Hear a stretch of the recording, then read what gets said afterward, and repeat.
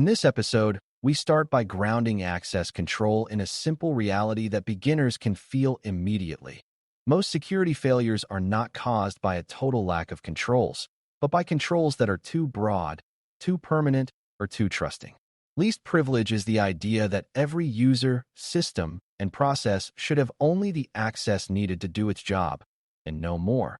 While need to know is the idea that even if someone is trusted and authorized in general, they should only be able to see sensitive information when their role truly requires it.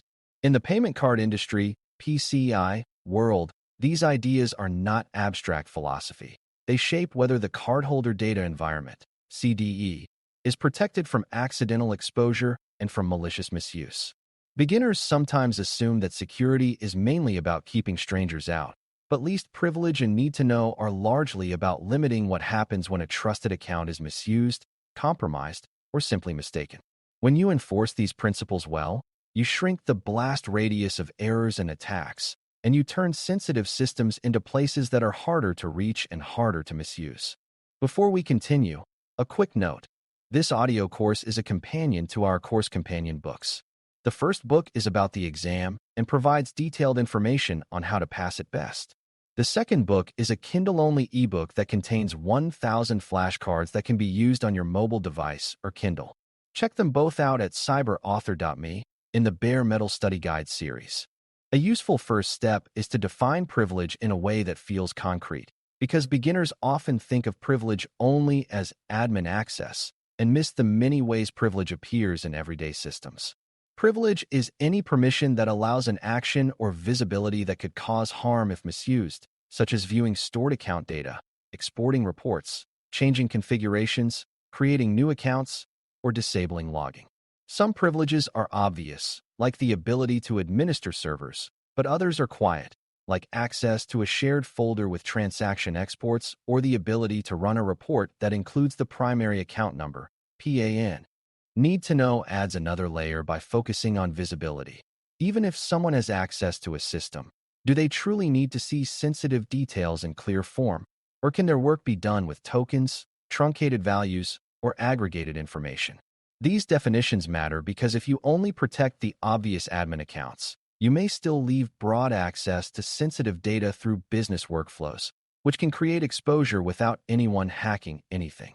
When you can spot privilege and sensitive visibility in many forms, enforcing least privilege becomes a practical, everyday discipline rather than a narrow technical task.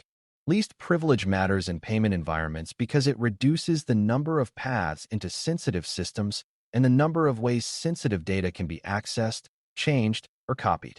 If only a small set of accounts can access the CDE, then a compromised user account on a general workstation is less likely to become a direct path to payment systems. If only a small set of processes can read stored account data, then a compromised application component is less likely to access data it was never supposed to touch. This is especially important because many attacks are not instant. Attackers often start with a small foothold and then look for opportunities to escalate privileges or move laterally. Least privilege makes that progression harder because it removes the easy shortcuts, such as broadly shared credentials or overly permissive group memberships. It also reduces accidental exposure because fewer people can stumble into sensitive data through curiosity, convenience, or misunderstanding. In PCI, protecting cardholder data is an outcome, and least privilege is one of the most reliable ways to reduce both intentional and unintentional access to that data. Need to know is closely related but slightly different, and understanding that difference helps beginners avoid a common mistake.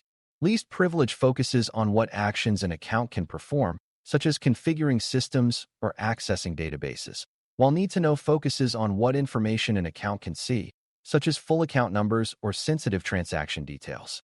A person might need to work in a system but might not need to see full card numbers, especially when tokenization and truncation can support business workflows. For example, a customer support role might need to view order information and payment status without ever seeing the full PAN because the last 4 digits and transaction identifiers may be enough. A finance role might need totals and reconciliation data without needing raw sensitive elements. When organizations fail at need to know, They often create environments where many people can see sensitive details simply because the system defaults allow it, not because the work requires it. This broad visibility increases the chance of leaks through screenshots, exports, and casual sharing, and it increases insider risk because more eyes and more hands can access data. Need to know, therefore, turns data minimization into an access control principle. You do not just minimize what you store, you also minimize who can see what remains. Enforcing these principles begins with role clarity, because you cannot restrict access intelligently if you do not know what people actually need to do. Roles are more than job titles. They are sets of tasks and responsibilities that should map to permissions in a consistent way. Beginners often think of roles as labels like administrator or user, but real environments include many specific functions, such as payment application support, database administration, security monitoring, incident response, and vendor support. Each function should have an access profile that reflects the minimum needed to perform required tasks, especially when those tasks touch the CDE or could impact systems. If roles are vague, access tends to become broad because teams grant just-in-case permissions to avoid disruptions. That convenience-driven access expands over time, becoming an invisible risk. When you define roles based on tasks and then map permissions to those tasks, you build an access model that is easier to defend and easier to maintain. A critical part of least privilege is recognizing that privileged access is not only a person logging in, but also systems and services that interact with each other. Applications often have service accounts, automated processes, and integration credentials that act with certain permissions, and those identities can be more dangerous than human accounts because they often run continuously and may have broad access by default. In payment environments, service identities might connect application layers to databases, connect logging collectors to sensitive systems, or connect integrations to service providers. If those identities are overprivileged, malware or attackers can misuse them to access data or to move deeper into the environment. Beginners sometimes ignore service identities because they are invisible in daily work, but they are a major part of real access control. Least privilege, therefore, includes ensuring that system identities can do only what they must do, and that their permissions do not accidentally allow them to read or export sensitive data beyond their purpose. When you include service identities in your access discipline, your environment becomes less vulnerable to quiet, automated misuse. Another important enforcement concept is that access should be granted deliberately and reviewed regularly, because access tends to grow over time unless there is a habit of trimming it. People change roles, projects end, vendors complete support work, and temporary access granted for troubleshooting often stays long after the need has passed. This is one of the most common ways least privilege erodes. Permissions accumulate because removing access feels risky or inconvenient, and over time the environment becomes broadly accessible. Regular review is not about catching people doing something wrong. It is about ensuring the permission model still reflects reality. In a PCI environment, regular review is also evidence that access is governed, which strengthens assessment confidence. Beginners sometimes worry that reviews are subjective, but reviews become easier when roles and tasks are defined clearly, because you can compare actual permissions to what the role requires. When you treat access review as routine maintenance, access becomes cleaner and the risk of stale privileges drops. Privileged access requires special attention because it is the kind of access that can change systems, bypass controls, and affect the security posture of the CDE. Administrative privileges can allow someone to disable logging, change firewall rules, create new accounts, or access data stores directly, which means a compromised privileged account can cause enormous harm quickly. This is why least privilege for privileged accounts often involves limiting who can have them, limiting when they are used, and ensuring their use is visible and accountable. Beginners often think privileged access is necessary for IT work and therefore must be broad, but in a disciplined environment, privileged access is treated as a controlled capability rather than a default. The goal is to ensure that even trusted administrators do not operate with maximum privilege all the time, because mistakes happen and accounts can be compromised. When privileged access is constrained and monitored, the environment becomes more resilient, and the CDE boundary becomes harder to alter without detection. Need to know also connects directly to how data is presented and handled in applications, because many exposures happen not through database breaches, but through user interfaces and exports that show too much. If an application displays full card numbers to roles that do not truly need them, people can copy, screenshot, and share that data easily, creating stored artifacts and increasing exposure. If reports include full sensitive values when only partial identification is needed, the organization creates unnecessary risk and expands the number of places where stored account data appears. Beginners sometimes assume that if a system can show full data, then it should, but good design avoids showing what is not needed. Tokenization and truncation support need to know by allowing systems to function without exposing full sensitive values, but they must be implemented thoughtfully so the full values do not exist in the application layer at all.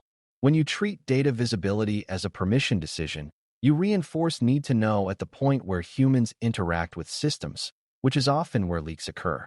Another common beginner misunderstanding is assuming that least privilege is about distrust, as if restricting access means you think people are bad. In reality, least privilege is a safety principle that protects good people from making costly mistakes and protects organizations from the reality that accounts can be compromised. People do not intend to expose sensitive data, but they can forward an email attachment, upload a file to the wrong location, or run a report and save it in an insecure place. If fewer people can access sensitive data in the first place, fewer accidental exposures are possible. Least privilege also reduces the impact of malware, because malware running under a low-privilege account has fewer actions it can perform and fewer sensitive systems it can reach. This is why least privilege is often described as reducing blast radius, meaning it limits how much damage can happen from one compromised or mistaken account. When you understand least privilege as safety engineering rather than mistrust, it becomes easier to apply consistently and to defend as a rational control. Service providers and shared responsibility also influence least privilege, because vendors often request broad access to make support easier, and that broad access can become a long-term risk if not governed. In payment environments, vendors might need remote access to systems that touch the CDE or to systems that could impact it, such as monitoring platforms or infrastructure components. Least privilege requires that vendor access be limited to what is needed, limited in scope, and reviewed just like internal access, because vendor accounts are still accounts and can still be compromised. Beginners sometimes assume vendor access is safer because the vendor is specialized, but specialization does not prevent credential theft or misuse. It simply changes who is responsible for controls. Shared responsibility means you must know what access exists, why it exists, and how it is protected and monitored. When vendor access is treated as a high-risk seam rather than a routine convenience, you reduce a major class of real-world incidents and you strengthen your PCI governance story. Finally, enforcing least privilege and need to know requires a mindset of continuous alignment, because access control is not a one-time setup, but an evolving model that must follow the organization's changes. New systems are added, new roles appear, and new integrations change what data is visible and what actions are possible. If access design does not keep up, teams often respond by granting broad permissions as a quick fix, which undermines the principle. A disciplined approach is to treat access changes as design decisions with security impact, especially when they affect the CDE or systems that can influence it. This also ties back to configuration baselines and drift control, because access settings can drift just like technical settings, especially when temporary privileges are granted under pressure. When you maintain an access model that is clear, reviewable, and tied to real tasks, least privilege and need to know become stable habits rather than slogans. Stability is what makes the control hold. By the end of this lesson, the main takeaway is that least privilege and true need to know access are foundational controls that reduce risk by limiting who can do what and who can see what, especially in and around the CDE. You identify privilege in many forms, including business visibility and automated system identities, and you design roles based on real tasks so permissions can be minimal and defensible. You treat privileged access as a special risk that must be constrained and visible, and you treat data visibility as a deliberate choice supported by truncation and tokenization where possible. You prevent permission creep through regular review and clear ownership, and you govern service provider access with the same discipline because vendor seams are often high-risk paths. When these practices are enforced consistently, mistakes and compromises have less room to cause harm, and your payment environment becomes safer not because you trusted more, but because you designed access so that trust is never a single point of failure. Thanks for listening. For more audio courses, daily newsletters, and more, please visit DailyCyber.News.